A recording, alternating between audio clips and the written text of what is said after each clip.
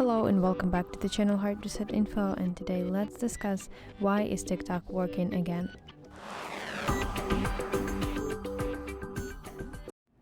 So TikTok is working again in the US because President Trump delayed the enforcement of the ban. When he returned to the office, he signed an executive order to pause the ban for 75 days. And then on April 4th, he issued a second order and added another 75 days to the delay.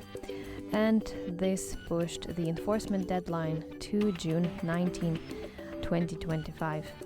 Because of these delays, companies like Apple, Google, and TikTok's US cloud providers were no longer required to block or remove TikTok from app stores.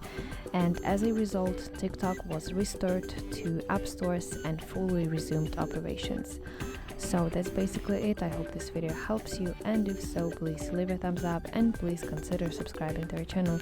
See you soon. Bye bye.